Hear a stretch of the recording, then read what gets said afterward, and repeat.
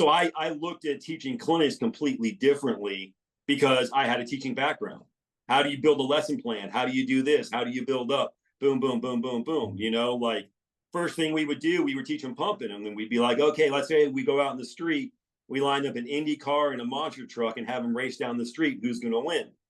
The Indy car. Why? It's a lot faster. Let's put them on the gate, have them race on the track. Who's going to win? They're like, the monster truck. I'm like, but the Indy car is faster. You get the kids thinking like, oh, boom, boom. And this is just an intro that you go through, just getting the kids thinking about the difference between an Indy car and a monster truck and why is a monster truck going to win on the track? The Indy car is going to blow up when it hits the jumps. That the monster track has what we call shocks. You guys all know what shocks are. Anybody got shocks in their BMX bike? No, we don't. So we got to have shocks to make it over the jumps. What are we going to use? Use our arms and our legs. Our arms are the front shocks, legs are the back shocks. Okay, we're going through this straightaway. My front tire is going up the jump. What are my arms going to do? They're going to absorb up. Get to the top of the jump. My front wheel starts to go down. I got to push down and forward. You got to make sure you push down and forward. You're not just pushing down, you're pushing down and forward. Legs are your rear shocks. Back tires coming up. I'm back to teaching clinics at summertime, but I did that 500-600 times. That basic lesson of boom, boom, boom, boom, boom. I haven't taught a clinic in over a decade. BMX Breakthrough is bridging the gap from old school to new school, from tracks to manufacturers, from new riders to their local tracks, and it doesn't stop at racing, but the mission is to connect people with bikes. Join me, Jay Oaks, as I interview key people in the sport and in the industry that are involved in their local circles, in their communities, at their local tracks, and aiming to make a difference on a local level. You'll hear stories, marketing tips, failures, successes, and a way to make a difference in your local BMX community. Let's dive in as we kick off this next episode. Man, well, I wanted to talk to you about BMX because, you've been in the sport for a year or two, something like that. Yeah. Are you sure you want to talk to me about BMX? I don't know. Do I? I don't know, man. I'm kind of jaded when it comes to BMX in a lot of ways. I'm doing it differently these days. I kind of do it on my own terms, in my own way. But yeah, decades in the BMX industry is kind of like made me. I've always had a love-hate relationship with the sport of BMX. Okay. It's industry-wise and racing-wise. Like I love racing to a point, but you watch racing, I remember watching a Crank TV back in the 90s, and Mike Redman was, interviewing all the double A's who made the main. So they interviewed all 8 guys before the main, and they asked, hey, what's the key to victory today? All 8 of them said, get a good gate, get that first turn first. What's the key to victory today? Just get a good gate, get that first turn first. And it's just like, BMX is a whole shot sport. Like I want to see racing. I want to see action on the track. But when you get down to it, it's about getting to the first turn first. Kyle Bennett was one of the smoothest riders in our sport ever. And the mainstream BMX people didn't know who he was until he started beating people at the first turn. He started beating people at the first turn. All of a sudden, like, oh, this guy's amazing. He's this, he's that, blah, blah, blah, blah. And it's like, I remember being at the push trails in Pennsylvania, which if people back from the 90s know, Push Trails was right next to South Park, Pennsylvania. And South Park had the Stars and Stripes National every year on the NBL side. And it was always this crazy race. Like everybody, like South Park was one of the best tracks in the NBL. It was always 4th of July weekend. And then they had some of the best trails in the country 15 minutes from the track. And the trail riders, and then there was always a dirt jumping contest at the race. And the trail riders didn't really like the racers because they weren't smooth enough. They weren't this, they weren't that, all that kind of stuff. And they would be out there heckling, and, people would be out there trying to race, racers would be out there trying to ride the trails and getting blown up because they were really technical and steep. I was out there when Kyle Bennett was maybe 14 or 15 years old. And all the local trail riders were like, who's that kid? Like, who's that kid? Like, they're like, who's that kid? Like, that dude is good. He's got style. He's this. He couldn't make a main in his age group, at 15 years old that time. But all the trail riders like that dude is awesome. And so that, the trail riders saw that, but mainstream BMX fan didn't see how good Kyle Bennett was until he beat people at first turn. He got training with Sean Dwight.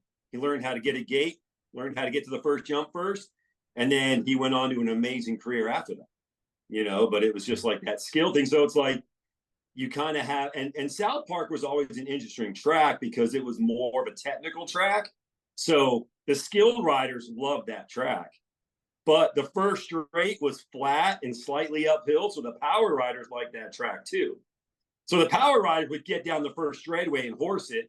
And then the skill rider would kind of battle back. So you had a lot of give and take on that track. And it was always fun that way. But when you get down to it, I mean, I just watched some footage from Waterford and the track looked fun.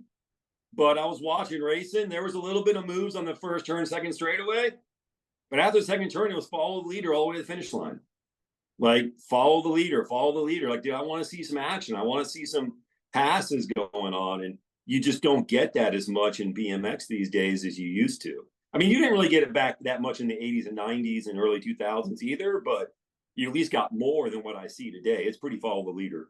Well, I feel like you do watch some old, I feel like the BMX Breakthrough account, when I go to YouTube, it's always coming up, it's populating things that you may be interested in. And so through that, I end up seeing a lot of different clips from the Grands back in 87, 93, like just watching nationals. And it feels like the tracks were like, the jumps were smaller for the most part. The turns were smaller. A lot of times you'd have hay bales right out on the track. Yeah. And it seemed like you had more bar to bar racing. What's that? Yeah. And the starting hill was a lot smaller. Yeah. So people were going slower. When you have 8-meter starting hills, everybody's hauling ass. Everybody's going fast. You can't really pass as much. Like, I know it makes sense, but the faster you go on a track, if you build a huger starting hill, there's going to be less passing because everybody's going fast and it's harder to pass. You can make the turn bigger, but you can only fit at a certain speed. You slow those speeds down. Now people can start making moves and dicing, and then stuff happens. But the faster the track is, the less passing there is. Well, talking to Eric Carter after the so it was year 3 at Frogtown, and after, so this last year, and after all the races, I remember talking to Eric, and he was talking about how much he loved the track. And in preparation for Dirty Fest 2, is it gave him some inspiration for what he wanted to add to the track, because the second corner at Frogtown bunched everybody back up. Yeah. And that's what he said, is he's like, the first year at Dirty Fest, it was like you get around the first couple of corners and then it's follow the leader. And that's not what I want. I want elbow to elbow, bar to bar racing all the way to the finish line. You want to see action. Carter knows. I mean, he's been around forever. Yeah. That's what you just don't see passing as much on BMX. When I watch BMX racing today versus the past, you just don't see as much passing. Yeah. And that's one of the things that I really enjoy about racing in general, is when you do get that mix of riders that are so evenly matched and there's passing all along the track. And you look at Supercross and motocross as an example. You have how many people do you have at those tracks and those races that don't even, they have no familiar or very little familiarity with the sport? And then you have people that are literally showing up to that race that have never seen any of the rest of the season. They're not following the riders. They're not following the points. They don't have any understanding. But when somebody goes to pass somebody else, the whole crowd goes, whoa. And all it is because people want to see racing. They want to see racing. Yeah. And people get fired up on racing. So, it's like somebody doesn't even know, or it can be the villain of the story, right? The villain of that year, and he's passing for the lead, but the majority of the crowd goes, yeah, this is so exciting. And it's because people want to watch that racing. They want to see line to line. I mean, heck, I remember watching swimming. I mean, how boring is swimming? But Michael Phelps, when he got the 8 gold medals, whatever, there's that one relay where the guy was in second. They photo finished and the guy won by a fingertip. And you see Michael Phelps with the doing whatever. That was like the sports cover picture, the Sports Illustrated. But you could see, and it was like guys swimming going 5 miles an hour, 6 miles an hour. But it was exciting because they were just back and back and back, and you're watching. And they talked about how the guy next to him, like the American that did the last leg, the French guy was winning, and he moved a little bit to the left to catch it, the guy's wave coming off, and use that to get the fingertip at the line. And that's exciting. People can see that. But when you watch BMX racing today, it's just single file. I remember, I think there was an IndyCar driver, a Formula One car driver that talked about the difference between racing Formula One and NASCAR. And he said, Formula One, I might pass 3 people a whole race. He's like, NASCAR, I could pass 3 people in half a lap. You ever watch NASCAR? You got 20 cars in the final lap that are all within 5 seconds of each other, first to finish. You watch Formula One, it's like there's no reason to watch because it's just, people want to see that action. They want to see that dicing. They want to see Dale. I mean, I haven't really watched a lot of NASCAR, but I remember watching some Daytona 500s with Gordon and Dale Earnhardt battling back and forth for the last 5 laps. And he was backing up to get to drag, and then Gordon would feel it. He would, boom, boom, boom. And it was like I'm getting goosebumps thinking about it because you were engaged on the TV watching because you didn't know how it was going to finish. Whereas a lot of BMX racing, I just look at it and it's like, okay, cool. So-and-so got the whole shot. Race is over. I think that's one of the reasons why I really enjoy, and the whole purpose of what we've been trying to do is grow ridership at a local level and bring in new riders. And I love watching new riders race because they're unpredictable. Like you get into the 10 and under age range, you get into some novices on the track, and they're unpredictable. They can be a little dangerous out on the track, but at the same time, it's so much fun to watch them because there's back and forth. There's not the drama to it. There's not the pressure. It's just out there to ride their bike, and they're having so much fun, and adrenaline's flowing through them. Yeah, it's totally entertaining. And they're new to the sport, so they just love it. Yeah. And that's the thing. Like, I go to a lot of state races these days. I only go to one national a year, and that's the Winners. And I'm out there for one day, and I'm only there as long as I have to be. Like when I run out of people to talk to, it's like, okay, I'm going home. And it's just not fun being at the nationals. But the state races are way more fun and enjoyable. It's more relaxed, and the people there are newer into the sport, so they're still excited. They're still green. They still have that like initial love for BMX. The nationals are more corrupted. I don't know if that's really a good way to say it, but like I just feel like they're corrupted on BMX. Like it's just not the same. And you see more of the love at the state races, and it's just that's one reason I like going to state races. It's just a way better vibe, and it brings me back to what I fell in love with BMX in the first place, and there's less headaches. Whereas nationals, I don't know how I did. I mean, I did 25 years of racing nationals, doing an average, early years, maybe like 6 or 7 weekends a year to doing 15 weekends a year for 20 years. Like, how the hell did I ever do that? Looking at it now, like how insane, how crazy was I? But, you're always chasing that plastic plate, or, it's that competition of I got to beat this guy or beat that guy, and you just get in the rat race. But then when you get out of it, take a step back, you're like, well, why was I doing that all those years? Quick detour to one of our gold level sponsors, Luminex Neon, who has partnered with us to help accomplish the mission here at BMX Breakthrough. We're so grateful for their opportunity, and there's a special place, a near and dear place in my heart for neon, all things neon, whether that's on paper, whether it's shoes, whether it is a sign in a living room or a garage space, it doesn't matter. I love neon, always have, probably always will, and so neon signs create a unique statement piece. So if you're looking for that for your bike shop, for your garage, for your workspace, maybe it's for your living room, Luminex Neon offers exactly what you need. So with unparalleled craftsmanship and endless design possibilities, Luminex Neon is your go-to for brightening up any space. You can follow the link in the description and use our promo code BMX Breakthrough 10 in order to get 10% off of your order and to explore everything that Luminex Neon has to offer. You know, and that's kind of like the hate relationship of BMX, but then going to state races, I love it. And the other thing I do with state races, I still sell shirts and hats and stuff like that, but I use the state races as a way, as a side hustle to ride more places. Like every year, I go to Colorado.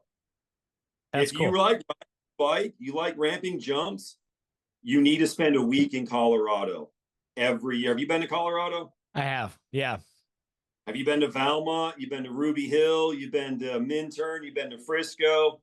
So I have not been to any of those places. I've spent a bit of time mountain biking there, all in different places, none of the major spots, but I had a friend that lived in Denver for a while, and I think he's still there, but I went out there 3-4 different times to go mountain biking with him, and yeah, would go around, and it's fun. Take the BMX bike with you next time, or if you ride a dirt jump or whatever, but if you live in North Denver in the right spot, and it's a Saturday, you could be 45 minutes away from 7 different Velo Solution pump tracks. 7. If there's no rush hour, right spot, you're 7. You can have 7 of them in 45 minutes. And then there's 5 dirt jump parks within that 45-minute range. And they're building another one. And then you drive 2 hours in the mountains, there's 2 more bike parks up there to ride.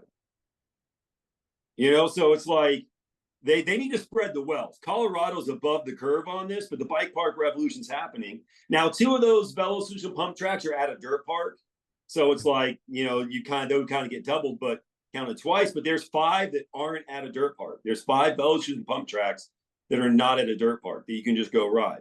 And depending on where you're at, a week isn't enough time for me to go there. You know, like I said, the last couple of years, there's usually state qualifiers back-to-back weekends in Colorado. So I'll go up, sell shirts the first one, ride Monday through Friday, sell shirts the next weekend, and then come home.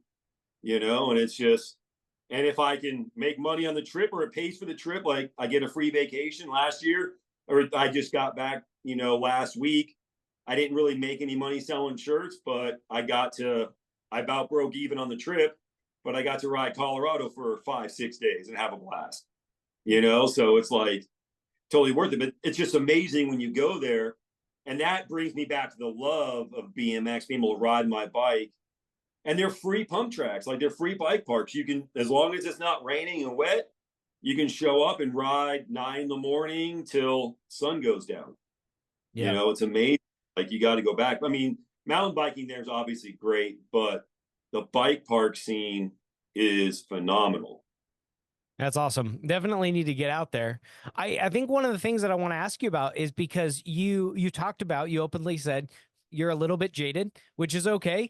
But one of the things that I want to ask you about is you mentioned the things that initially got you into BMX. So what was it that originally had that pull for you that drew you into the sport? Man, that was when I was 14 years old. No, go back even. I kind of always had a fascination with BMX. I have to say that I was young enough that I actually liked Rad.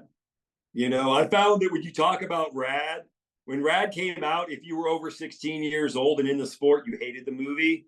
But if you were like 12, 13, you loved it. You know, like there's a certain age range there because it was a cheesy movie. But, you know, I always wanted to get into BMX, but I didn't know how to. And even though I grew up in Florida, my local track when I started was an hour and a half away from my house. You think Florida's this Mecca, but I kind of lived in a little bit of a dead zone, you know, and luckily I found a rider that had some dirt jumps in my, you know, he had a practice track. We didn't call them trails back then.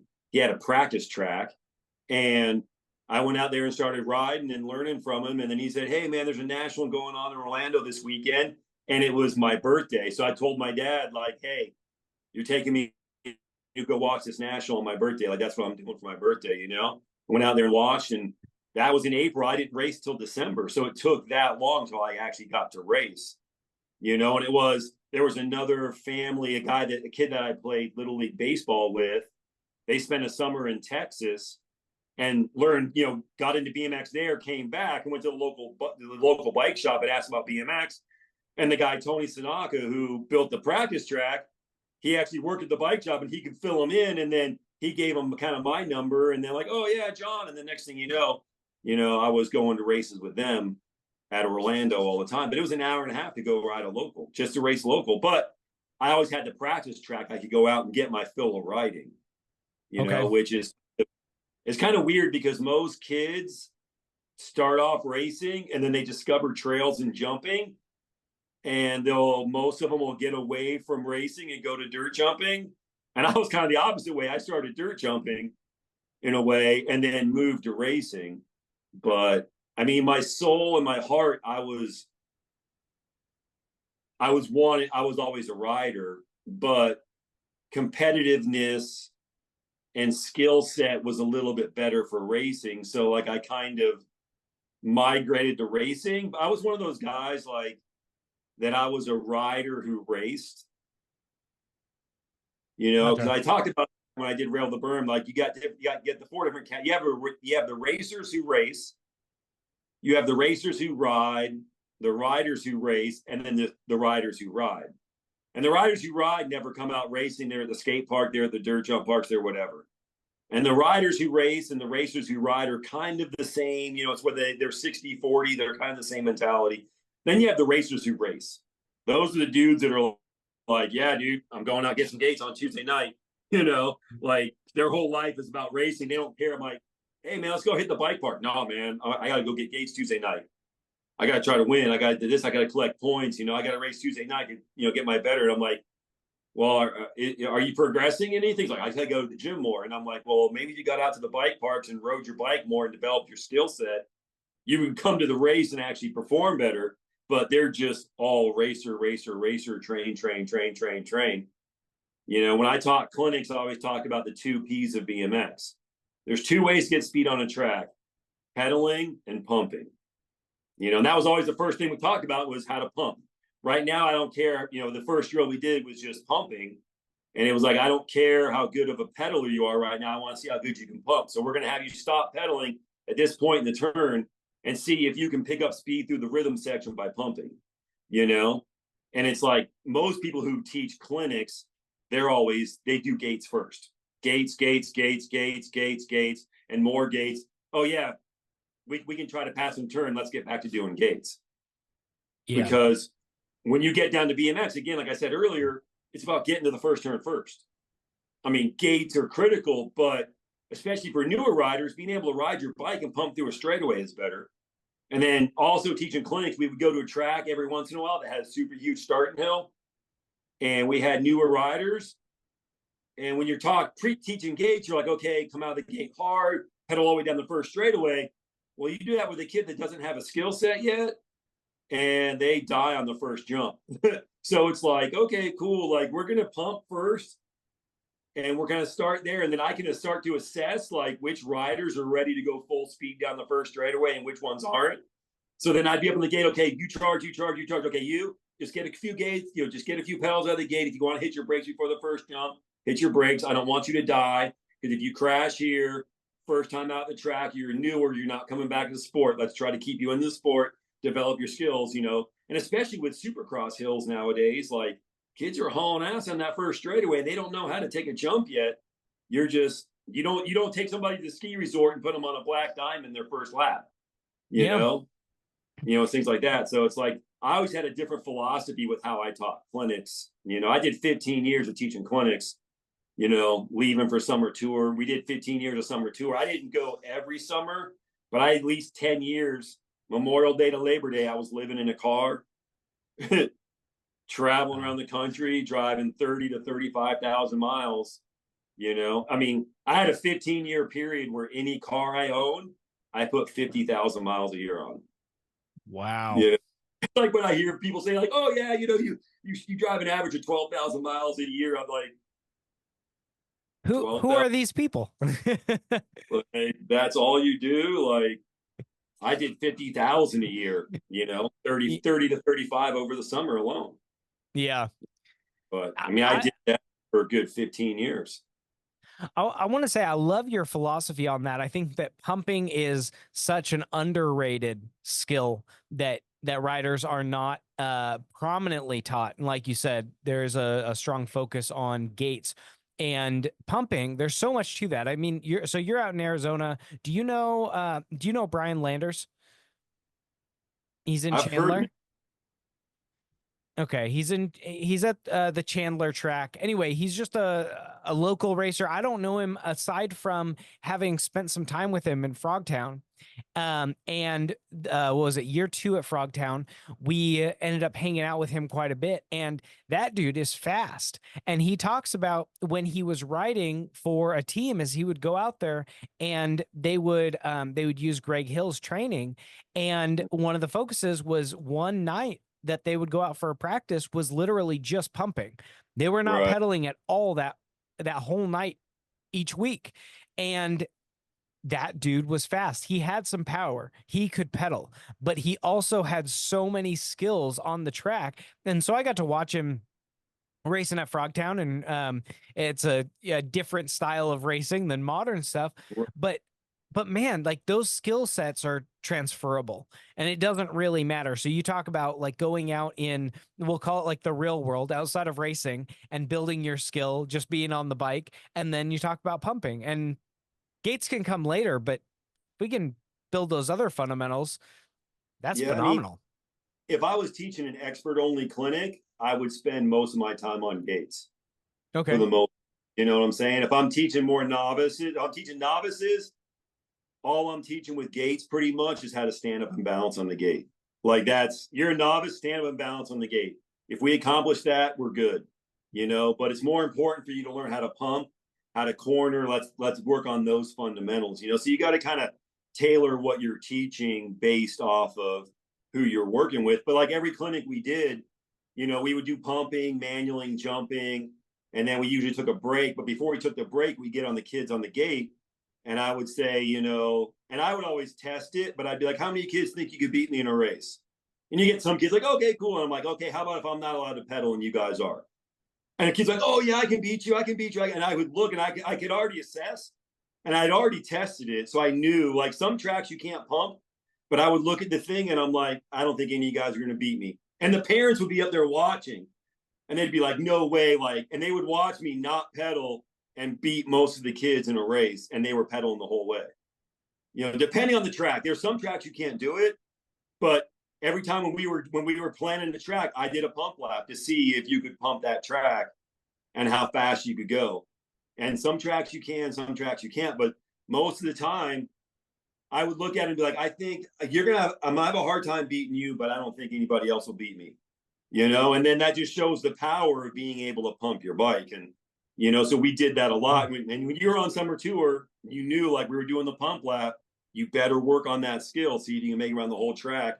And by the end of the summer, like, we had kids that would come on when we were doing summer. By the end of the summer, their skill level went way up because they were forced to do all those fundamentals we worked on throughout the whole summer and stuff like that. I mean, there's so many basic fundamentals. I mean, nowadays I see how many people are teaching clinics, and I don't know, like, how many of them are really that good, or they just teach to their strengths.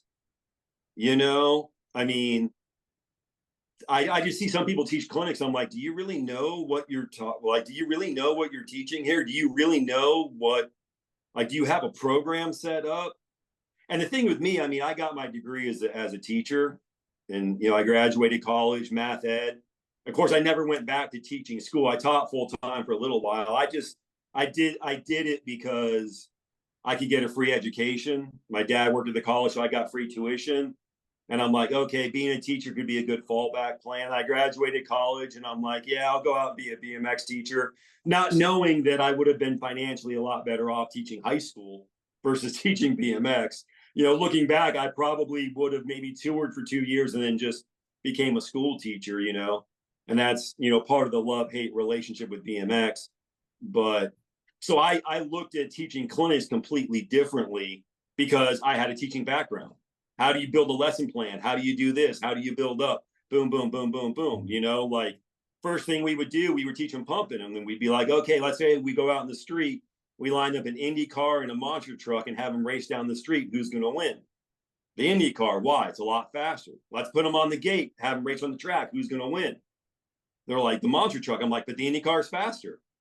You know, you get the kids thinking like, oh, boom, boom. And this is just an intro that you go through, just getting the kids thinking about the difference between an Indy car and a monster truck, and why is a monster truck going to win on the track? The Indy car is going to blow up when it hits the jumps. That, you know, the monster track has what we call shocks. You guys all know what shocks are. Anybody got shocks in their BMX bike? No, we don't. So we got to have shocks to make it over the jumps. What are we going to use? Use our arms and our legs. Our arms are the front shocks, legs are the back shocks. Okay, we're going through this straightaway. My front tire is going up the jump. What are my arms going to do? They're going to absorb up. Get to the top of the jump. My front wheel starts to go down. I got to push down and forward. You got to make sure you push down and forward. You're not just pushing down, you're pushing down and forward. Legs are your rear shocks. Back tire's coming up. I'm back to teaching clinics at summertime, you know, but I did that 500-600 times. That basic lesson of boom, boom, boom, boom, boom. I haven't taught a clinic in, damn, over a decade, but you know, it'd be rusty to get out there and start teaching clinics again and going through stuff. And a simple thing like corners, you know, it's like how, you know, and you know, of course with pumping, we would always show a wrong way, you know, like we did a lot of like bad examples, be like, hey, that looked horrible. What was wrong with that? Oh, he didn't do this, he didn't do that. And you do it the right way and they see the difference, you know? And we talked about having the pedals level going over jumps because you want to be evenly balanced. And then we would get to corners and I'd be like, well, how do you want to go through the turn? Like, let's say you're going really fast with your turn and you're carving it. How do you want to be set up on your bike? And we would just be on the inside of the turn, like, show me. Like, no, show me, like, who's turning? So they'd get on their bike and, you know, shoulders in, this and that. And I'd be like, you know, and I would just talk about how do you want your pedals? You want your outside pedal down. And I swear most people teaching clinics don't teach that. Outside pedal down. I see it all the time. I see dudes who make it to AA pro and don't know to have their outside pedal down when they're cornering. I'm like, how the hell did you make it AA pro and nobody taught you how to carve with your outside pedal down? You know, and it's just crazy. This guy, Kyle Cushman, I don't know, you probably never heard of him. He's from like NorCal, but he made it all the way to AA and he kept getting worked when he was turning right because he was the left foot forward rider. When he turned left, he would have his right foot down. But when he was turning right, he was left foot forward. He was always pedals level. He kept getting work in right-handed turns. And he was interesting because he was an engineering guy. He had an engineering degree. So I went and told him the physics. I'm like, it's just basic physics. The more downforce you have versus your side force, and then the bike, I saw that in the physics book. A bike turned like this, side force, downforce, vectors, boom, boom, boom. The more downforce you have, the less you slide out. And I gave him my 5-minute tutorial. And then I see him like 6 months later at a race, and he went into a situation where before he would have got worked and got passed by 3 dudes. He came out, went in the mud. I'm like, that was good. You did that. And he goes, I know, dude. I've been working my outside pedal down. I went in there and hit him, came out. It's like, man, you made it all the way to AA, and you don't know a basic fundamental of keeping your outside pedal down when you're cornering. And we can debate. I mean, there are times you can go through a turns pedal level. If you're riding a pump track, you got to pedals level through the turns. But if you're in a race situation, you want that outside pedal down. It's just physics. Hips out, shoulders in, lower your body weight. You know, I mean, I see that all the time. And it's just, but I just don't see, I think Nick Long's teaching it. I have to get out and watch some clinics and see who's teaching it, who's not teaching it. I mean, I put out a how to race DVD. Like, it's all there. You know, people can see it. Well, if you can find the DVD. I mean, nobody has DVDs anymore. Maybe one of these days I'll get my old transit videos and upload them to YouTube. But, you know, you probably don't even know That's about pretty transit. cool. No. Can you tell me about it? Videos back in the day. Okay. Well, Props quit covering racing, and then Transit was a new BMX video magazine, and I worked for him. And then I came into some money, and the guy was done. So from 2002 to 06, I put out 2 DVDs a year. And it was just race action, did a pro interview. We did one with Kyle Bennett, one with Randy Stumphauser. Oh. Did Harris, did Warwick Stevenson, Nate Berkheimer, Jason Richardson. Jason Richardson's got a lot of heat because he talked political on stuff. You know, some people were not happy about what he had to say. Then we had Donnie Robinson. I didn't get Mike Day, and that was the only one that, looking back on, I was bummed about. Like he was the only guy during the transit era that I didn't get. And it was crazy because we had it set up to do it. And he had just gotten, he had just left stats and moved to GT. So he was scheduled to be the next interview. And he's like, Style, man, ain't doing it, man. I just got picked up by GT. I don't have a bike yet. It's like, I'm not doing a video part on a stats. You know what I'm saying? Like, if we're going to do this. And if you knew Mike Day, he was a very odd shaped racer. So he needed a custom bike. And it was going to be a while till he got his custom bike. And I really wanted to showcase, like going in, you always have a plan of what you want to get out of that rider. You know, like Kyle Bennett was the first interview I did, and I knew him from way back. Because I don't know if you know this, but Kyle Bennett's stepdad, you know who his stepdad used to be? No. You didn't know? No. He's one of the career triple crowners, meaning he won the ABA, NBL, and UCI world title during his career. Really? I did not know that. But you know who it is? Take a guess. He's from a Texas pro. His nickname is the Jackal. John Purse. You know John Purse? I do. Yeah. John Purse was married to Kyle Bennett's stepmom, or he was his stepdad. He was married to Kyle Bennett's mom for like 6 years. They got divorced, but yeah, when Kyle was 14, when he was going to Posh, when I went or the push trails or whatever, all the locals were like sweating on him. And then Brian Foster's like, oh, that's John Purse's stepson. There was only like 6 years between them in age, but Kyle Bennett's stepfather used to be John Purse. That's crazy. I didn't know that. So John Purse was my hero. He's the guy that I watched. I mean, him and Bubba Harris, I had red lines growing up. And so I remember watching them and being at the either 98 or 99, the Great Northwest Nationals in Sumner, Washington, and getting to see them in person. And let's see, we went down, there was a national at the Evergreen State Fair in Monroe, Washington one year. And we weren't racing, but my dad took, it probably would have been like I was in second grade or something. My dad took myself and my best friend down there. His name was Shane. And Shane had raced a little bit with us. But anyway, we're walking through there and Shane wasn't paying attention, again, second grade. And he almost gets cleaned out by John Purse, who's coming off of his moto and rides past him. And my buddy almost steps in front of him and almost gets knocked down. So, but at this moment, I'm going to interrupt our current interview, briefly to give a special shout out and thank you to our sponsors that have backed us financially in this project, in our mission, and give them a huge thank you. So at our gold level, we have Luminex Neon and Marketing Breakthrough. At our silver level, we have Sound Cedar Lumber and Bicycle Thieves. And at our bronze level, we have Pro Start Gates and Justin Shepard, Title Examiner. Thank you so much for your support. Thank you for backing us. If you are looking for help with any project that you're working on, if you're looking for some cool things to do, go ahead and check out the links to their websites in our description and go ahead and visit them, show them some love. We are so appreciative for their support.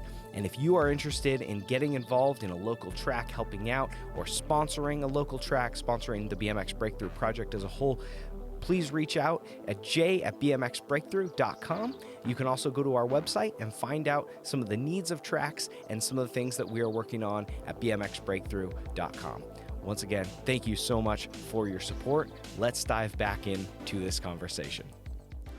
That was a weird thing. So I trained with Jackal for about a week back in '95, and that's when he was living with Kyle. And Kyle at 15 years old back then, you watch Kyle ride the backyard and you watch Jackal, and Jackal he wasn't quite there, but he was about to start winning his pro titles at that time. And Kyle Bennett was 15 years old. And when you watched them ride the backyard, you knew Kyle was a better rider than Jackal.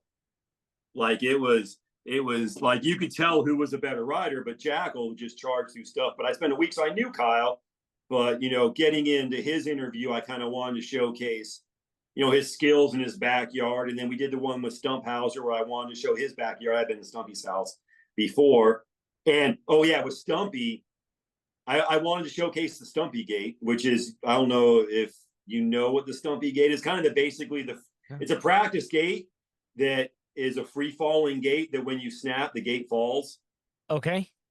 It's not the fresh start where you roll back and click something, but Stumpy actually designed it. So the gate that comes up and it has an arm with a hook underneath that as long as there's pressure on the gate, it won't fall.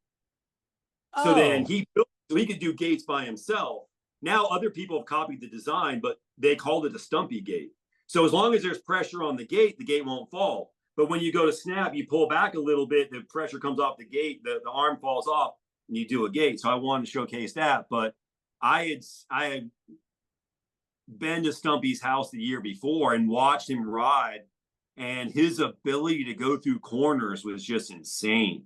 So I really the whole way going there, I'm like, I want to showcase how he gets through the turns and his ability. Like one time, Randy's backyard, he had the tight little like small turns, and he crashed because his handlebar hit the ground.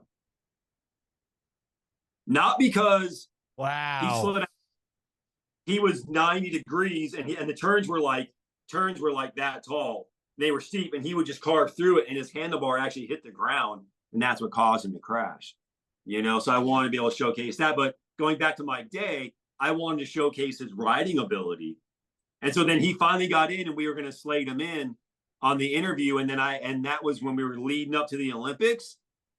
And I really wanted to push him riding wise. And there was a thought in my head. I'm like, if he's filming with me and I have him do a backflip, something comes wrong and he breaks his leg and he potentially loses his chance to win an Olympic medal, I don't want that on my conscience. And we all knew 05, 06 that Mikey was our best chance to win an Olympic medal. And I didn't want to do anything to jeopardize that. So we didn't get the interview with him. That was the one guy during that era that, with the transit. But, so, we did covered races, did pro highlights, set to music, did a crash section, tried to get a pro interview and did some trail spots or some different stuff.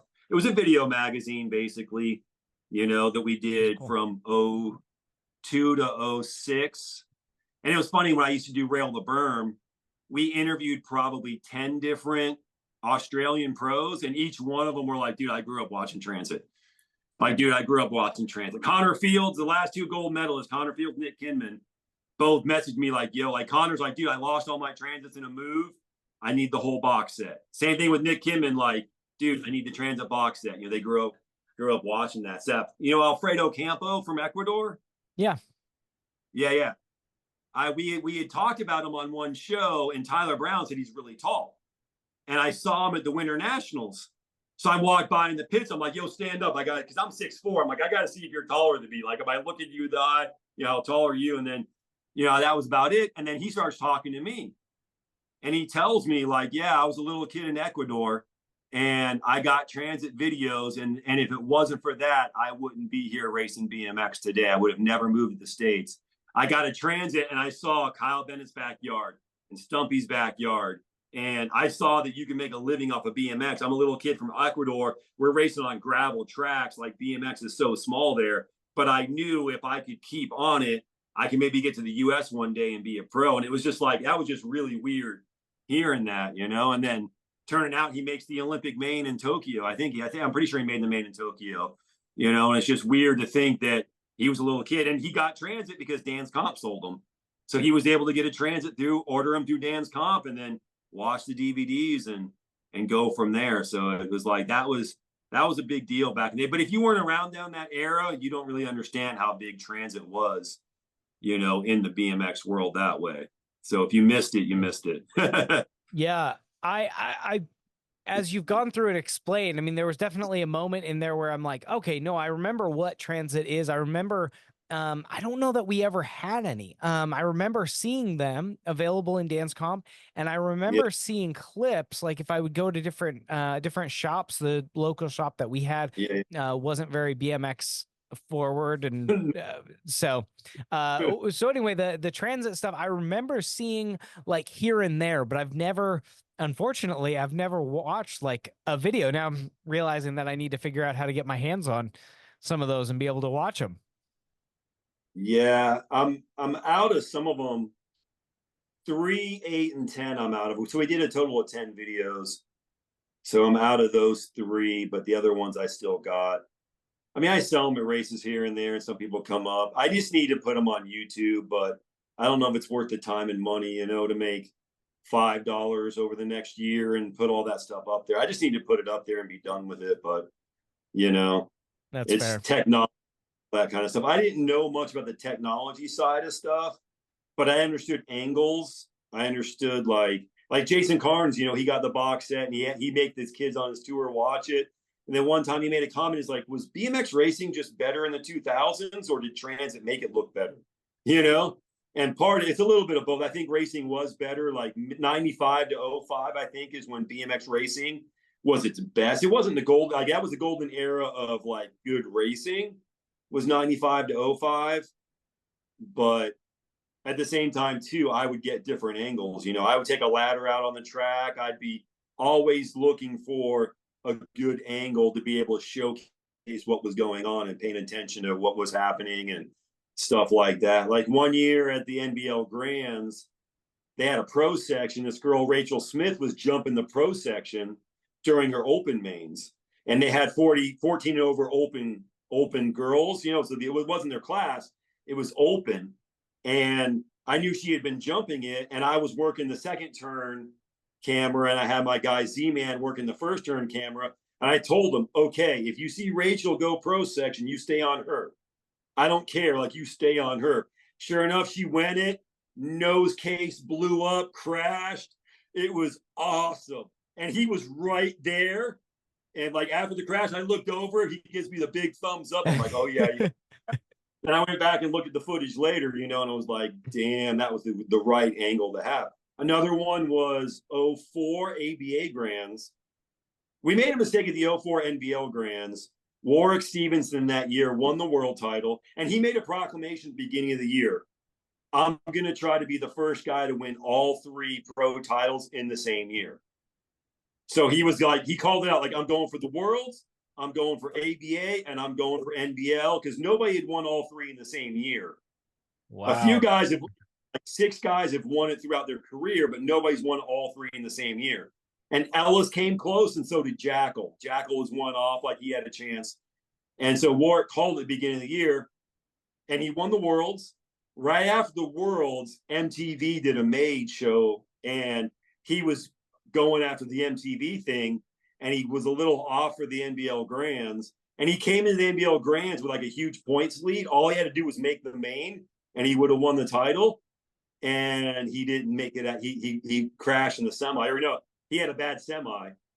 And so usually when we're filming, I'm like, okay, the semis, I don't care about first, second, third. I want third, fourth, fifth, because that's where the action is. So I always, program my guys, my filmers. I'm like, in the semis, mains, we're going to do top 3, but semis, we're going to focus on fourth and fifth, because that's where the action is. And so he was doing fourth, fifth, and Warwick comes out of the last turn of the NBL Grands, and he's just coasting, going as slow as he can, because he knows he's not going to make the main. He's going to lose the NBL title. But if he doesn't cross the finish line, then it's not final yet, And that was the story. And Z-Man, the guy filming, I didn't instruct him like, hey, you should have been on Warwick there, because that's the story. And then when Warwick didn't make the main, the NBL back then only ran 1 lap for the double A's. 1 lap, no crap. On the gate, there were 5 guys on that gate that, depending on how they finished, all had a chance at winning the title. 1 lap, 5 guys, depending on how they placed.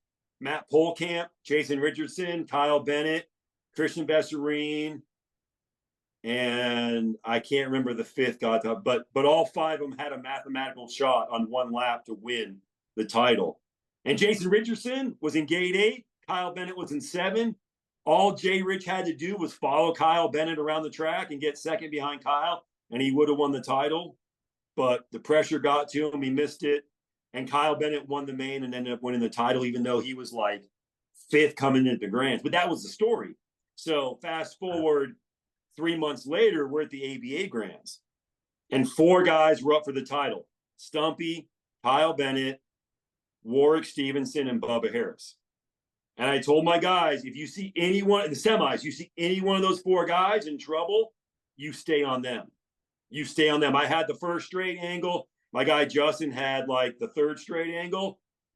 And on the first jump, Bubba Harris, both double unclips on the first jump in the semi. Doesn't make the main. He's not winning the title. So he's in dead last in the first turn. And I'm focused on him.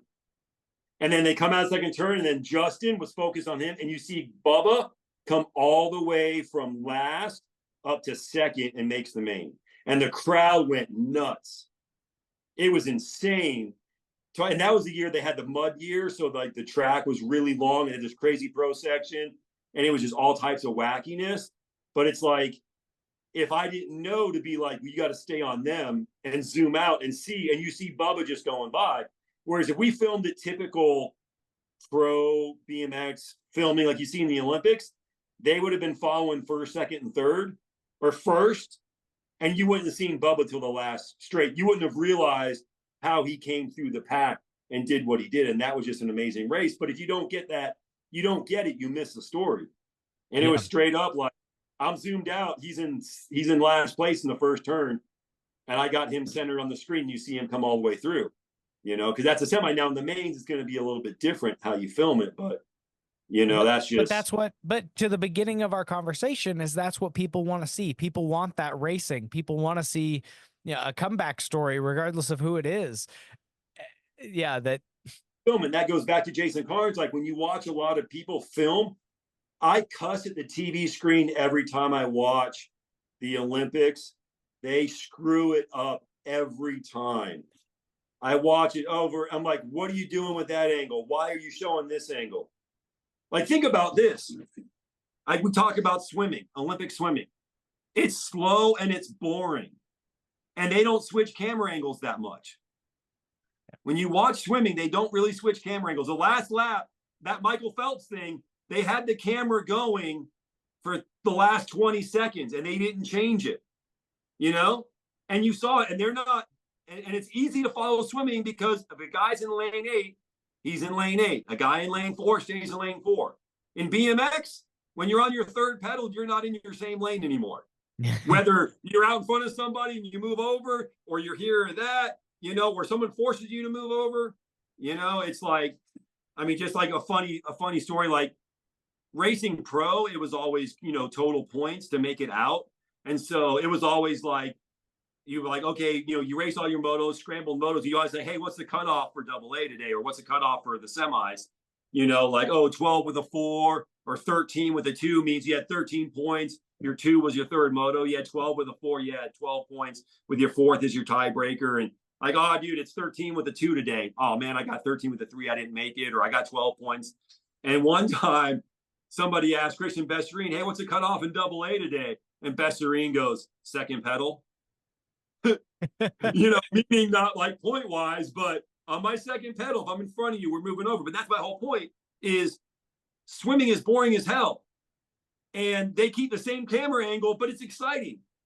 How many times have you watched BMX racing on TV and they switch cameras 3 times from the gate to the first turn?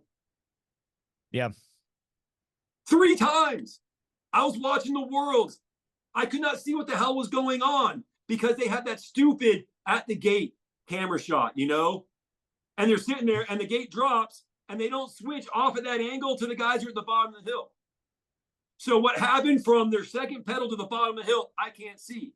And then I can't see them from the bottom of the hill to the first jump because they have an angle behind and the first jump's up here and all the riders are here. So from the gate until they're in the air for the second jump, so their second pedal till they're in the air on the first jump, I don't see what the hell happened. I'm talking to the wrong person here. I need to talk to some NBC executive. You film this thing the proper way. And that's what I did with transit, is I always filmed it in a way where you could follow the action and you're not switching cameras all the time.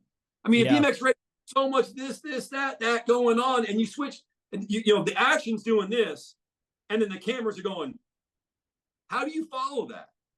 Yeah, yeah, it jumps around a bit, and again, even if it's not the best shot, being able to see all of that racing coming down each of the straights, it doesn't really. I mean, the quality of your angle. As a videographer, I've spent a bit of time working on angles, and so I completely understand. But there is a level where even if you don't have the best angle, if you can see all of that straight away, that's what Yeah, people want to see.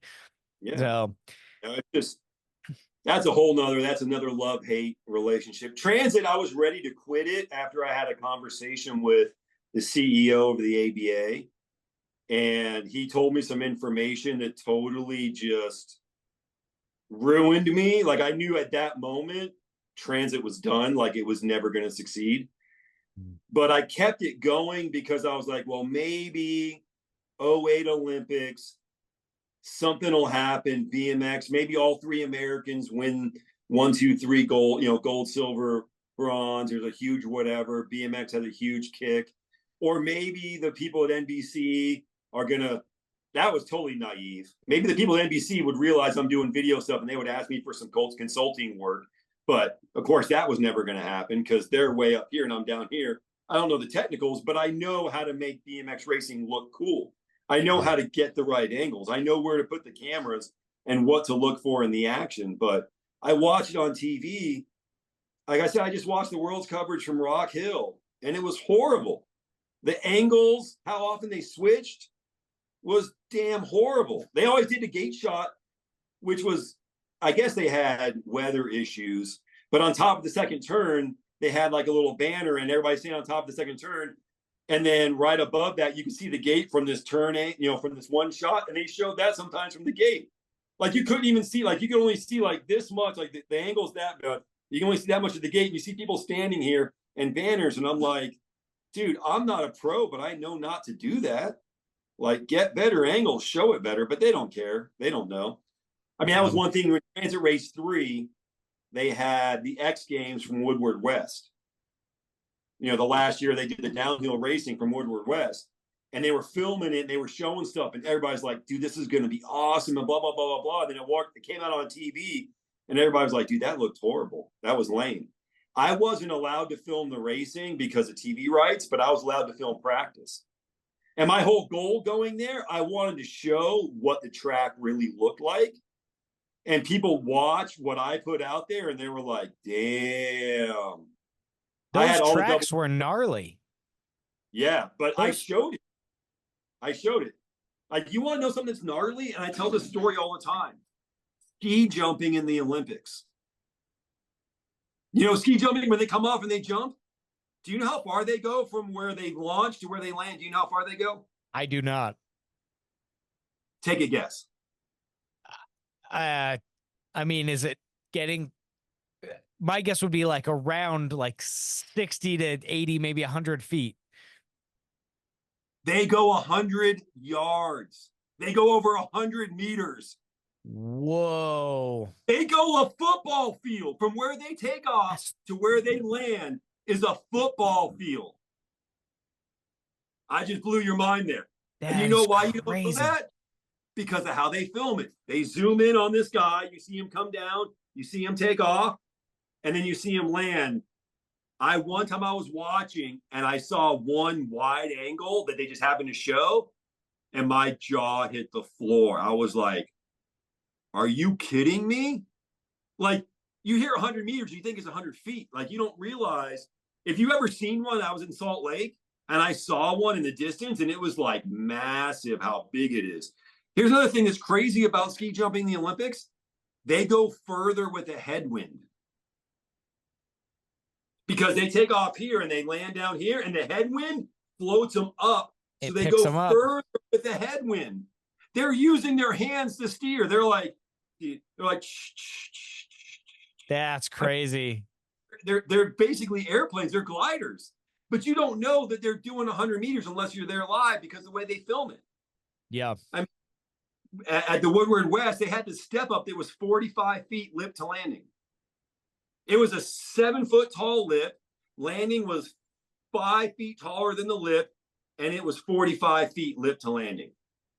And you know how I know it was 45 feet lip to landing? because I watched Brian Streeby count it off. He got up next to the lip, boom, boom, boom, boom, boom, boom, boom, boom, 45 feet. And it was crazy. I wish I had the camera rolling when we walked the track. I walked the track with Brian Streeby, Robbie Miranda, and Neil Wood, because they were both Team DK back then. And they're on the lip, and there was a step down. There was a hip, and then a step down, and then that jump, 45 feet, 7 foot tall lip, 10 foot tall, so 5 feet up, and it was 45 feet. And Miranda's on the lip, and he's looking at the roll in, the step down coming in, and he's looking. And Miranda said, I think we're going to overshoot this. He was doing the math in his head from doing like Miranda, if you know, like he jumped, he was in the Offspring thing where they jumped like wild. Yeah. And he looked at it and he said, I think we're going to overshoot this. And it was weird. I was just like, I wish I had the camera going. The first guy who jumped it was this guy, Nate Fonz, who was a DK rider, A pro, because they needed people that could survive the track. Because some double A's are like, dude, I ain't racing that. Like, no way. Like some dudes were afraid of the track. So they brought in some single A's that they knew could jump. They're like, dude, we need 32 people that can survive the track. And so Nate Fonz came in because he didn't care. He would just hit big stuff. He was the first guy to jump the big step up. Well, what it was is he hit the hip and then he pedaled to the step down. The step down was 45 feet long, but it was a mellow lip, but it was 45 feet. He pedaled to it. So he overshot the step down, which slowed him up a little bit. And then when he jumped the step up, he was boom, perfect. Next 5 guys who hit it, Christian Besserine, Miranda, Stumpy, Brandon Meadows, all overshot the jump. Because they didn't pedal to the step down. They hit perfect backside on the step down, and they were going too fast to hit the step up. They overshot it. Crazy to think about that. And it's weird that like that was the word is like, hey, tap your brakes before you hit this. There's a 45-foot long step up that's humongous, and you got to tap your brakes before you hit it. Yeah. Was Robbie Miranda was the guy that overshot the finish line jump. That was the second X Games. Okay. Yeah. Yeah.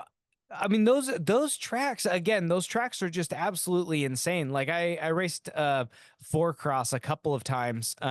Once I got out of BMX racing and tried out four cross and that was really fun, and very similar. But man, those tracks, those jumps are insane. And they were crazy on a mountain bike. I mean, I was 13, 15 years old, but on a BMX bike with no suspension, 20-inch wheels. Yep. Crazy. Yep. Yeah. And, but what's crazy about that stuff too, is they built that to make BMX racing more crazy and exciting. And that actually, if it wasn't for that, BMX racing might not be in the Olympics. That was a big part of getting BMX in the Olympics. But if you go back and watch that racing, it was more single file than traditional BMX. It was just a leader, because you're going down this hill and everybody's hauling ass, and there was almost no passing unless someone crashed. You didn't really pass on those tracks. It was follow the leader. Okay. So even this insane track, everybody was going too fast, but that's what Eric Carter talked about at Frogtown. You had a slow uphill section that bunched everybody back together, and then you're going slow. You can go for moves. When you're doing 35 down a hill, you're not going to go for a move on somebody. Like there's only so much you can do. You're just trying to hold on, let alone pass somebody. But if you're doing 25, okay, I'll go for a move. We'll bump each other. We'll come out of the turn. Or if you're at a supercross track where there's a big double out of the turn, well, if I bump you and I miss a pedal, I might not have enough speed to clear the double out of the turn. So I'm just going to back off and follow you. Whereas if you bunch up and there's some rollers out of the turn, if you do bump in that turn, something comes up, you can hit some rollers and get back up to speed. So it makes people more anxious to go for a move in a turn. Makes racing more exciting. And then I love watching it more, and I don't hate watching it as much, But I mean, one that got me too was the 2016 Olympics. Jamie Bestwick, he's a good dude. He understands freestyle.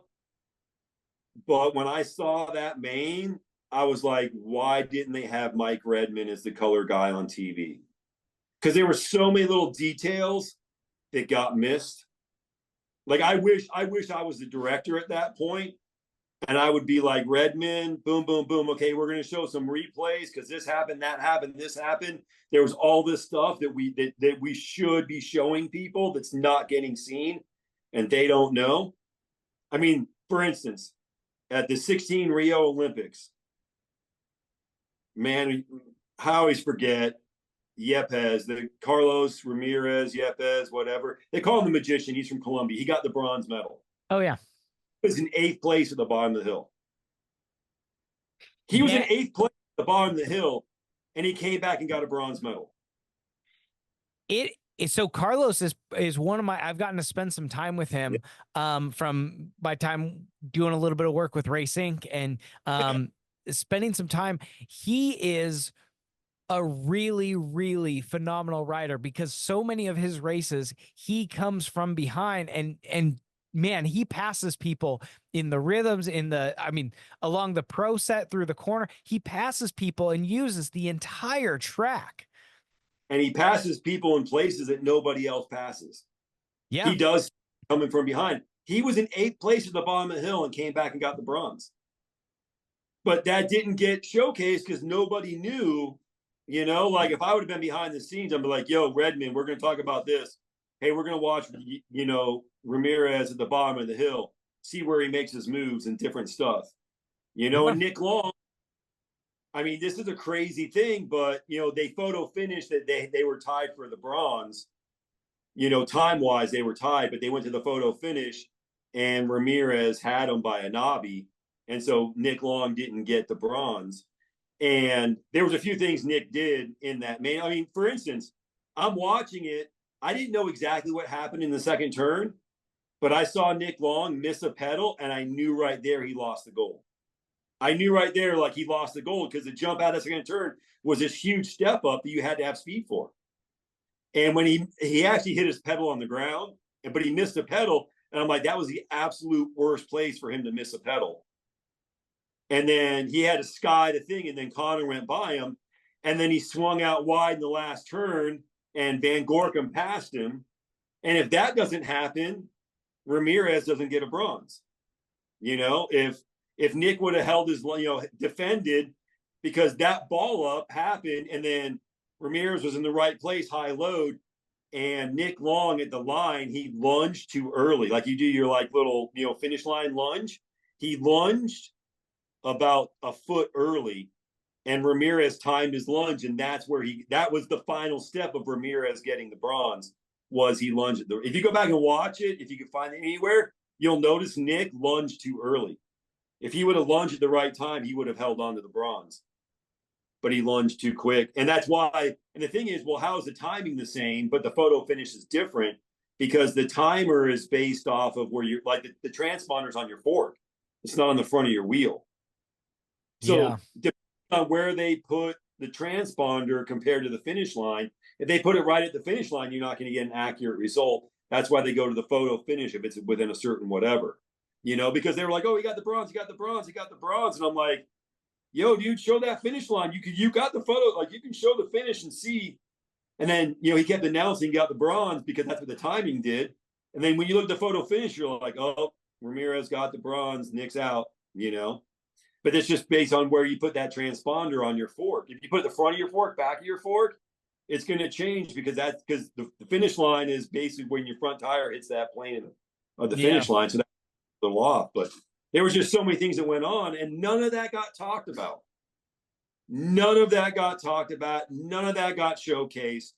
There was so much that happened in that main, and nothing happened.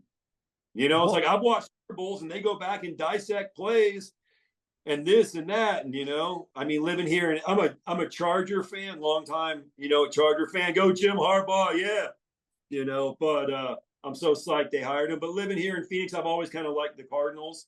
And they were in the Super Bowl against the Steelers, and there was so many key plays in that game that changed that game, like the interception right before halftime. Harrison takes it back. And then there was one Cardinal, I think Cromartie, was on the sideline, and he was like too far out, and he actually made Larry Fitzgerald not be able to get around him and slowed him down, and they tackled him inside. But if if that guy wasn't doing that, the defensive back wasn't doing that on that play, Fitzgerald would have tackled him on the 1 yard line and saved 7 points because I don't know, you probably don't follow football much, but I don't remember to that extent. No, I don't remember in all those plays, but it was like the biggest play in Super Bowl history. Right before halftime, Cardinals, there's 7 seconds left on the clock. They're on the 2 yard line, about to go in to score a touchdown to take the lead. Throws an interception, and the linebacker catches it, James Harrison, and he has 100 yards to go. And he's a linebacker, so he's not as fast as the defensive backs. And got tackled, and he made it into the end zone with no time on the clock. So if he got tackled the 1 yard line, they don't score a touchdown. Halftime's over. And it was a crazy play and all this chaos going on. But like, I know all the details about that. It gets talked about all the time on local radio here. They go through all these details and screw that. This guy messed up here and that guy did that. And James Harrison talked about one of the defensive backs tried getting the ball from him because he's like, I'm faster. Give me the ball. I can score a touchdown. And Harrison knew when he caught it, he's like, I'm not giving this ball up and I'm going to score a touchdown. He was determined to score a touchdown before half. Like one of the craziest plays. But we know all that. Like so much happened in that NBC 2016 Rio Olympics. So many things happened in that main. And it doesn't ever get talked about. Yeah. Because the people doing it, they had a freestyle guy, Jamie Bestwick, and they had people behind the scenes that didn't know what they had. Sorry. Love-hate relationship with people. No, that's okay. I think that talking about that, the things to be able to grow the sport has to be, things have to be highlighted. There has to have to be things that are, focused on. There has to be that pull and that allure and that draw. And so talking about these things is actually really useful, I think, there's a lot of TOs that I know that listen to the show. There are a lot of people that are actively trying to grow their local community of BMX that listen to the show. And I think for them to hear this and hear about highlighting and showcasing things about what's going on, and there are things that you can do to break down the sport. So when episode 2, I talked to Brian Dorsey, and Brian was talking about Danger snack. Yeah, danger snacks. He was talking about is it Richard? Somebody. Man, I think there's a Greg. Anyway, there was a guy that Brian talks about. So you have to go back and listen to episode 2. But there's a guy that he talked about who would come out and photograph the races and then go home and he would write articles about every detail that happened. And Brian had the opportunity to have a conversation with him and he recorded this call and just had this great conversation where he thanked him for all the detail and investment that he put into the sport. But it was like it made these kids at local tracks feel like they were next level heroes. Yeah. And in the same way, you're talking about these pro races to showcase them, and which is cool. And you can showcase your expert riders, showcase your mains, showcase the pro riders, talk about what happened in the sport, but along those same lines, to get your local community involved, you could do the same thing by focusing in on what was happening with that 4-year-old girl that showed up to race for the first time, and she ends up winning against the boys, and you get that gets attention. No. Yeah. She scared him away. Yeah. It's hard. I mean, I admire your enthusiasm and your energy. I'm just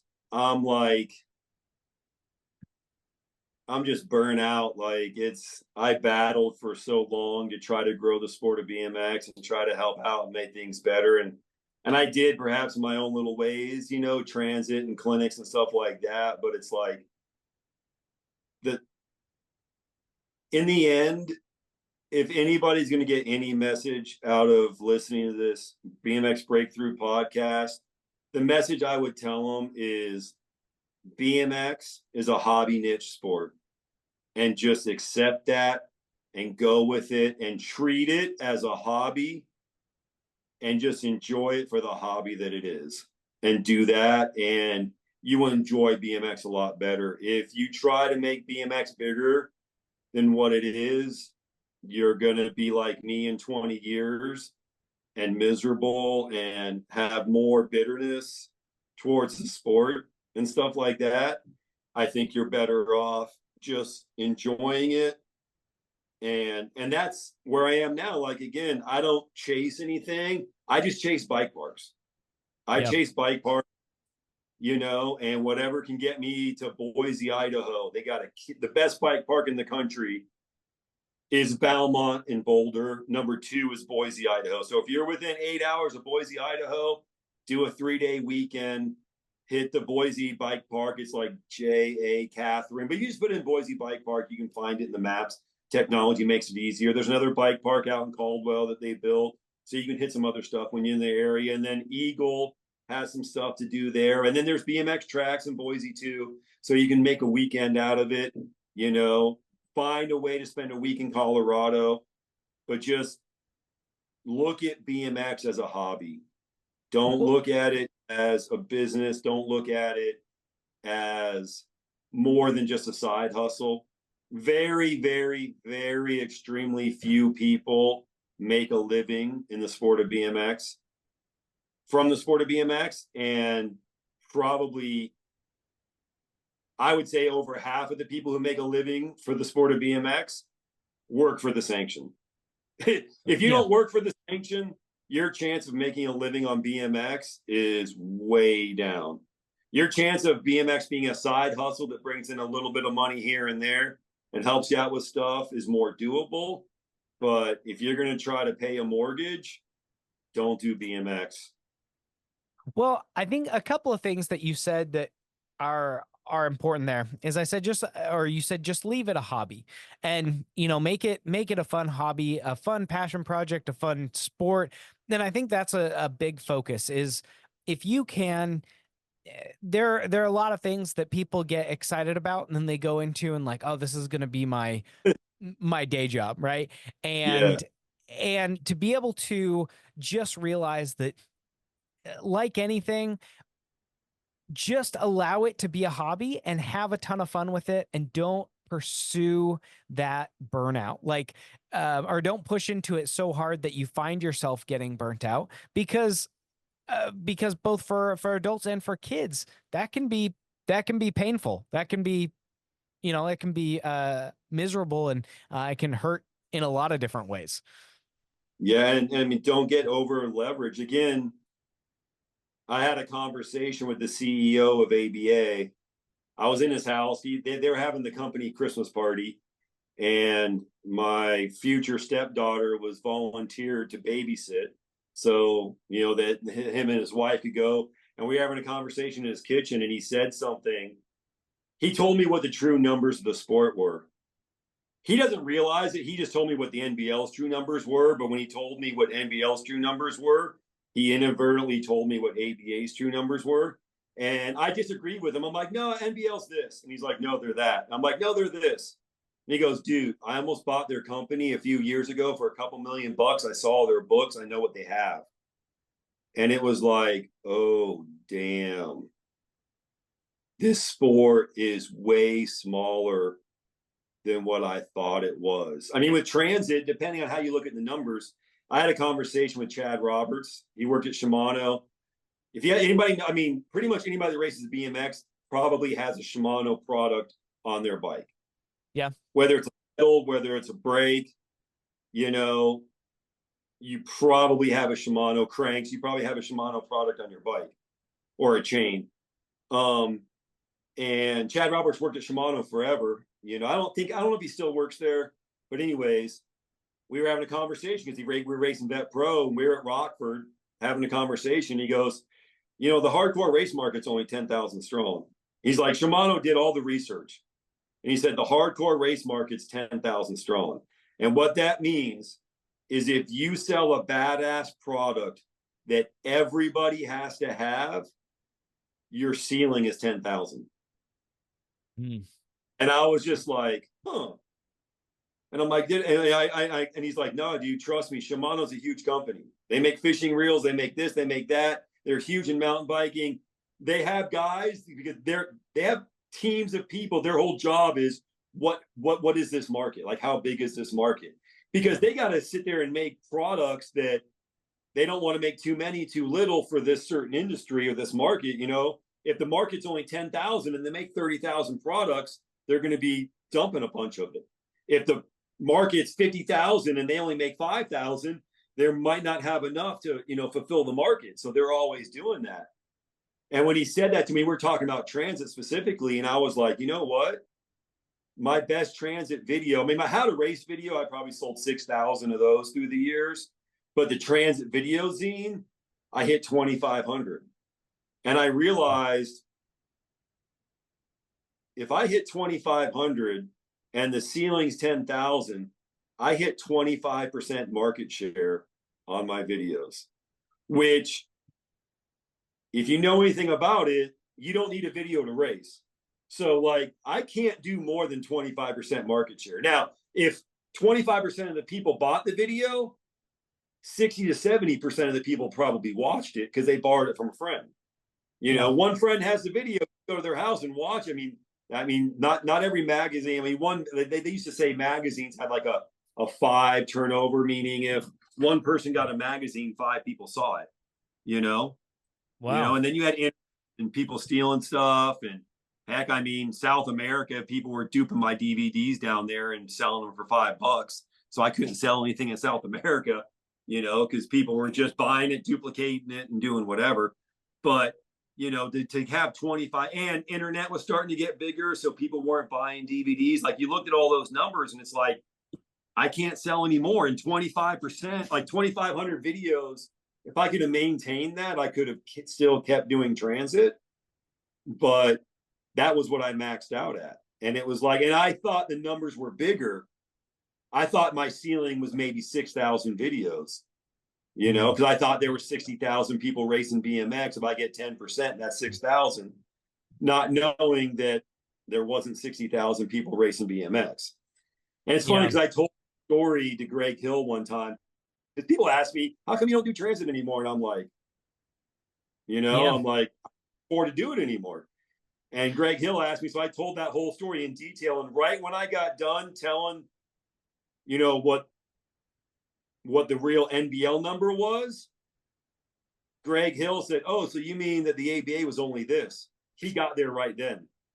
And I'm like, yeah, that was their real number. Because it was basic math, because you talk to enough people in the sanction back in the ABA NBL days, they would be like, well, dude, ABA is twice as big as the NBL. Dude, we're twice as big as the NBL. We don't need you. You need us. Dude, if we ban you, what are you going to do? Go to the NBL? Good luck trying to keep your business going if you go and do NBL. Like, you're not truly a part of the BMX industry until you get the "we don't need you, you need us" speech from somebody at the sanction. It's funny. I don't know if I really want to put that out there, because I talk about it. You know, people in the industry, you know, we kind of like mingle and on that, and we get that. And I get a call every now and then, like, dude, I just got the "we don't need you, you need us" speech. Boom, boom, boom. And you never get it directly. Somebody else gets it, and they're supposed to relay the message to you. But then we just talk about that. That's a whole nother thing, you know. Well, you know, from there, I will. So I mentioned that there were 2 things that I wanted to highlight. And, you know, you had talked about it being a really niche focus. It's a hobby.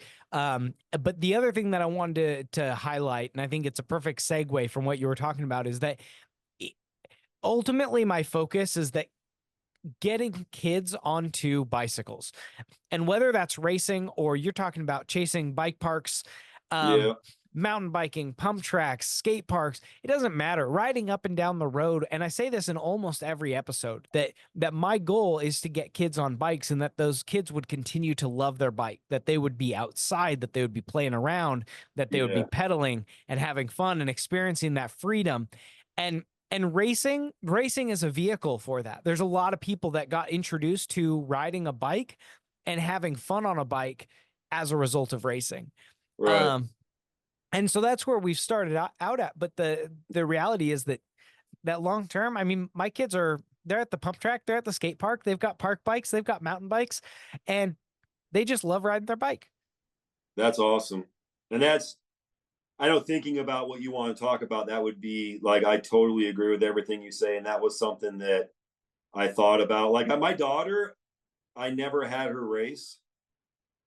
And there's a few reasons why I didn't really. If she was good at it and she wanted to do it, I would have had her race.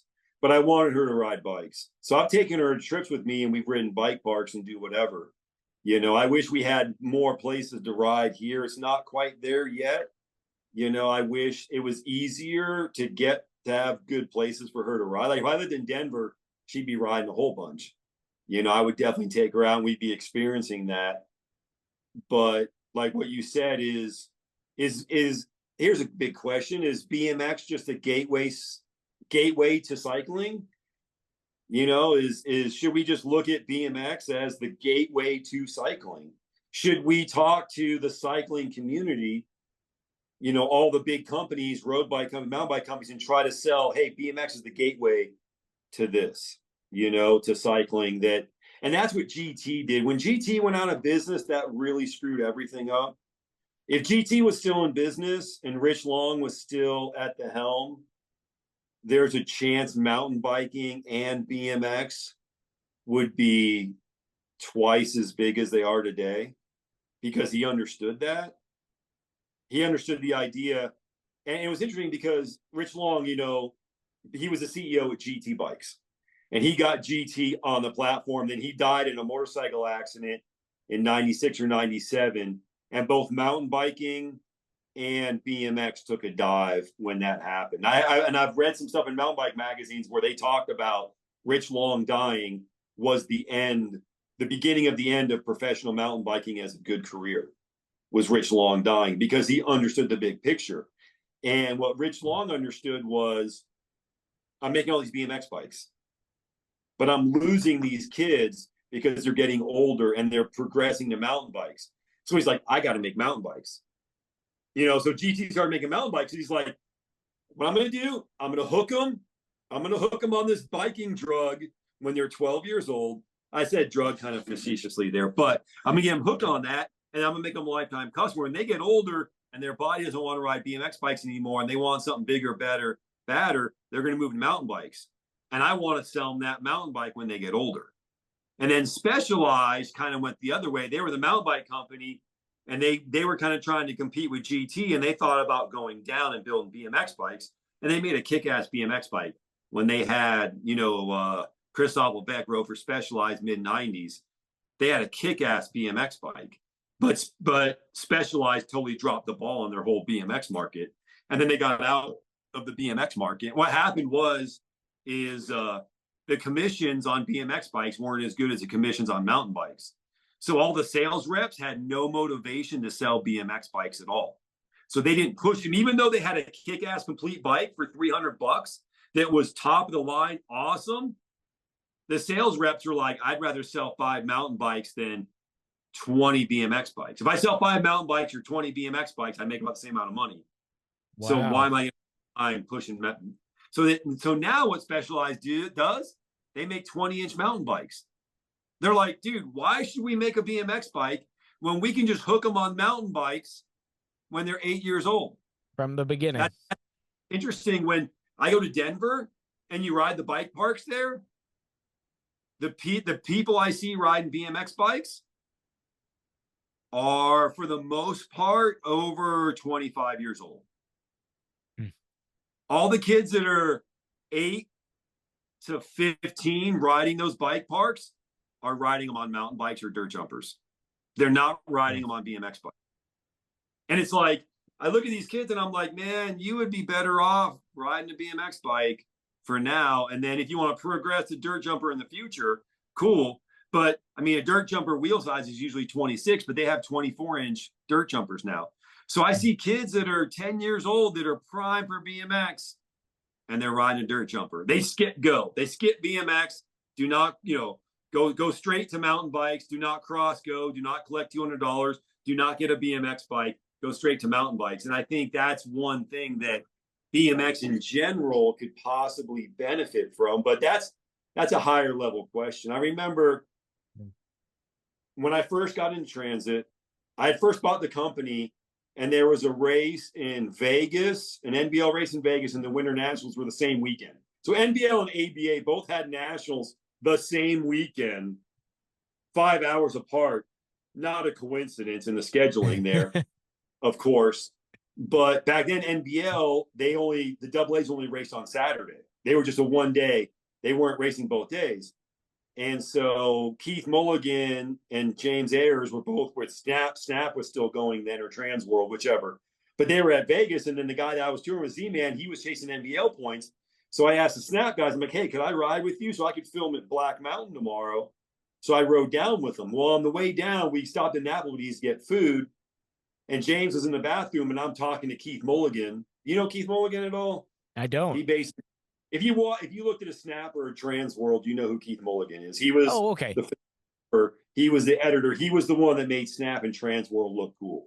Okay. And so I'm all green. I'm like, man, I'm gonna take this on. And I said, man, I'm gonna make BMX look cool and blah blah blah blah. And he looked at me and he goes, "It's not your job to make BMX look cool." Or he goes, "It's not your job to make BMX cool." And that just it just killed me. I'm like, what the hell did you just say? And then after 5 years of doing transit, I think I understood what he meant. And here's the thing. There's never been an issue of Snap or Trans World that I've opened and not found at least one picture that I'll stare at and look at over and over and over again. A Pull magazine, I open up a Pull magazine. Oh, quotes page, I'll read the quotes page. Everything else, I won't look at. Nothing grabs my attention in any of those. They're just all the same. Pull post pictures, 20 pictures on a page, all these people. I don't even know if they do the print anymore, if it's all online. But I just looked at the magazine, there's nothing that makes me want to stare and look at a picture. And it was weird that Keith Mulligan, I'm like, dude, you made BMX look cool. You made BMX look cool. I love BMX more because of your influence on the sport and what pictures you put in the magazine and how you showcase stuff. I love that. And you're telling me it's not my job to make BMX cool. And I was just like, and I think I haven't never had a chance to talk to him about it, but I think what he was saying is BMX is only going to be as cool as the sanction makes it.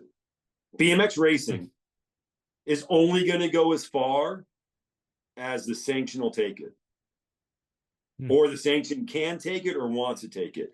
Now, people people all the time are like, hey man, I want to grow the sport. Hey man, I want to grow the sport. I want to make the sport bigger. I want to do this. I want to do that. Why isn't pro payouts? They're asking all these questions. And it's like, on a grand scale, the only way you have a chance of making BMX better, for the most part, is working at the sanction. If you don't work at the sanction, you're not going to do things. Now, locally, you can make BMX better locally. Even if you don't get along with a track operator and the track operator hates you, you can still make BMX better at your local track by working with the riders there, starting a team, putting off a good vibe at the track. There's things you can do and not be the track operator. I remember I was in Springfield, Missouri one time doing a clinic, and the track operator had been doing it for 15 years. He finally let go, and then the new guy took it over. And the new guy was a little more ornery, but the old guy was there, and we're parked, and we're just chatting. Because I've had thousands of hours of conversation, so I'm there talking to the guy. Car pulls up, and somebody gets out, and the West, who has been the track operator there for 15 years, hey man, welcome. How you doing? You doing good? Good to see you out here. Every car that parked, somebody got out. Hey, how you doing? Good to see you. Thanks for coming. And I'm like, you know that guy? He's like, nope, I've never seen that guy. So I know he's brand new. But I'm welcoming him to the track. I'm putting off a positive vibe that people. So if you want, you can affect BMX locally, sometimes state-wise, but nationally, you're not going to change the sport of BMX. The sport of BMX is only going to go as far as the sanction takes it. And I think that's where I say that unless you work for the sanction, you can't have an effect. But you're one of the few people that can kind of do that because you're working with track operators. and I've talked to you a little bit, so I don't know everything that you do, but track operators is where you can do it, but you're only going to affect that track. So it's like, and there's a lot of turnover with track operators. I mean, some guys make it, they're lifers, but it's crazy the turnover in BMX tracks. Oh yeah, you got someone like, I mean, I did an interview with Paul DePaul, and I mean that dude's legendary. In his tenure as a TO, but that is not the commonality, and there are so many TOs too that came in, and well, the TO was stepping away, and my kid needed a place to race, so that's why we're here. Months ago. Yeah. I mean, people are not in the sport that long. They take it over. They have no idea what they're doing. But that's the thing is, so you can affect it at your local level, state-wise, depending on what state you're in. Sometimes you can maybe have an effect on your state program. But again, BMX is a hobby niche sport. You're not going to change the sport. You're not going to grow it, but you can affect your local community. You can have a big effect on your local community. And I do like that idea of maybe BMX is the gateway to cycling. Again, I didn't care if my daughter raced. I would prefer that she didn't race, but if she wanted to, I would have supported her, but I would have taken a totally different path with it. But I wanted her to ride a bike because riding bike is fun. Ramping bikes is fun. I mean, I got my day off, and the reason I couldn't come on earlier is I just went to my local bike park. I mean, it was 110, I think, when I got out there because it's Arizona. But I went and ramped for 45 minutes and then got home. Okay, cool, Jay. Let's talk BMX. So I'm getting my love in on it that way. But you can affect things locally, but don't think that you're going to change the world because that's just going to leave you jaded. But you can affect the people at your local track, even if you don't get along with a track operator. Even if the track operator hates you, you can still provide a positive vibe at your track, and that will help new people that come out. Like I said, a track operator, he welcomed anybody that came. Hey, man, thanks for coming. Hey, man, thanks for coming. You get that. You might keep that person around longer. And then they have a good time there. And then that just breeds and breeds and breeds and breeds and breeds. And then your local track is good. And if you're a track operator, track operators do too much. There are some that make a living, but again, I was talking to like your typical track operator, again, doing clinics. We were always low, tight on money. So it's like we slept on a lot of couches. So I've slept on 100 different track operators' couches in my day. And what happens when you do the clinic and you go to their house and you're on their couch, you get to their house at 10 after the clinic, 10 o'clock at night, it's 1 a.m. and you're still talking BMX. So I've had hundreds and hundreds of those through the years. And of all the track operators, this is an interesting thing, just for people that aren't track operators, maybe you'll learn to respect them a little bit. But of the hundreds of track operators' houses I've been to, 2 of them were spotless and clean. All the other ones, you go in there, the yard isn't mowed, there's tore forms, there's number plates on the kitchen table. And sometimes people be like, hey, my house isn't that clean. I'm like, dude, if your house was clean, I would know something's wrong. And the 2 people that their houses were clean, one, the wife was a stay-at-home, like she didn't do anything with the track, and she was a clean freak, and she cleaned the house twice a day. The other one, it was a wealthy family, and they had a maid. Outside of that, because your typical track operator has a day job, they work 50 hours a week, and they donate their time at the track 15 to 20 hours a week at the track. And sometimes they pay to be the track operator, which you're going to be like, how do you pay? It's like, well, we don't have enough money in the account to cover bills. So they'll take $1,000 out of their personal account, put it into the track, and they never get that $1,000 back. Now, there are some that make a living rate running a track. There's a few, but no more than at least 50% of the people. I wouldn't be surprised if 30% of the track operators pay money to their track and don't get paid back. I would say 70 to 80% of track operators don't make any money running the track. Some might make a little. There's a few that can make good money, but for the most part, and I bring that story up because I won't say what track I was at, but I was talking to a track operator on my trip. And, you know, I always do, hey man, thanks for letting me sell. Boom, boom, boom. How things are going, you know, relationships. I have a fondness for track operators. So I talk to a lot of them. And, you know, he kind of mentioned the story. It's like, you know, because when I said, hey, I'm coming, can I set up? And I knew it was gonna be cool. But I was letting him know. He's like, yeah, but remind me before you get here because I got a national this week and I'm running all around crazy. I'll forget about it, you know. So, and then I was like talking about, I was like, yeah, you know, somebody was out here the other day and I told him like, yeah, I just got done with work and, you know, I'm sorry, a little late getting out of here. And the guy at the track was like, I mean, this isn't your job. Like, you have a day job?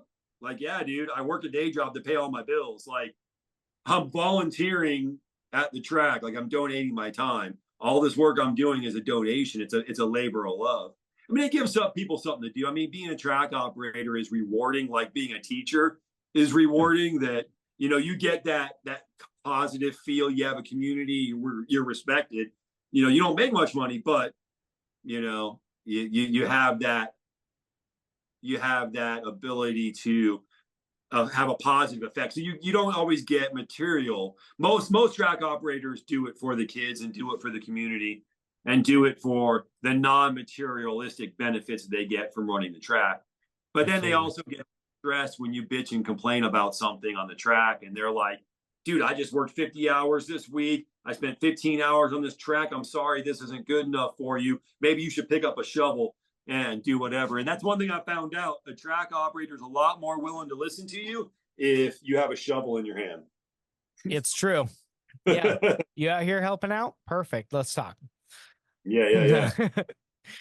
Well, Colin, I'm thankful for the conversation with you. I want to be respectful of your time, and I think that's probably a good place to at least table the conversation for the time being. You know, we ended up having a little bit longer conversation than I anticipated, but it was fun.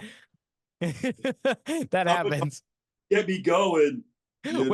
When we met at Dirty Fest, I had a sense that you were a talker of sorts. So, no, it's been fun. I appreciate it. I mean, I love hearing the stories and you know, hearing about your transit days and I appreciate just your contribution to the sport. And I know that there's some that there is some jading that has happened over the years and but I still appreciate what you have invested into the sport and the fact that you're still out on your bike, you're encouraging your daughter to ride her bike and you're still going around to local tracks and so I think it's cool. So I do appreciate your time and your investment into the sport. Yeah, I mean, if you want me to come back sometime, I'll find some time to chat. I know I was a little wary about doing it just because I am busy with work, and then it's also the idea of from the little bit of conversation I had with you at Dirty Fest and the stuff I see you post, you're very positive, outgoing, let's make things better, optimistic. And it's like, I'm 50 years old, bro. Back when I was 25, I was in the same boat as you. You know, 25 years of getting beat up doing BMX financially and other ways. It's kind of like, I get it. It's not your job to make BMX cool in that sense, but it is. You can make BMX cool. It's your job to make your BMX cool and your experience in BMX cool. It's not your job to make BMX in general cool, but I hope everybody listening takes away the aspect of making BMX cool at your local track, your local community. And again, you're at your track, you see somebody show up, you know they're brand new. Even if you're not working the track, do whatever, be welcoming. Don't go over there and tell them, well, dude, you got to start racing nationals and you need a 4416 and you need to get a carbon bike. You need to get this. Don't do that. Don't be factory dad. But tell them like, hey, man, just come out here, have fun. Good to see you. Hope you enjoy the sport. If there's something you need, talk to me. You know, I'll try to help you out. So work on your local track that way and build your BMX the way it is, and you'll enjoy it a lot more. And it's your hobby. Make it fun. If it isn't fun, find something else to do, which is something you should tell at every clinic. Why you guys race BMX? Oh, for this, for that. Like, oh, you want the girls, you know, you want to be a BMX superstar, live large, live in a house and not your car. No, it's fun. If BMX ain't fun, find something else to do. And if it ain't fun, find a way to make it fun or find something else to do. I'll just leave it with that. I like that. I appreciate it. Thank you so much, Colin. Thanks for the conversation. Thanks for your time. I appreciate it. And we'll definitely have to talk at another point. Okay, man. And in the meantime, pedal hard, ride smooth. Thank you for joining us in today's episode. It is because of people like you and our sponsors who make this whole thing possible, because they have a desire to see the sport grow. If you would like to get involved in the mission of BMX Breakthrough, you can start by going to your local track, find a way to volunteer, help out, and serve there. Or you can go to our website, bmxbreakthrough.com, in order to donate, find out about sponsorship, or learn more.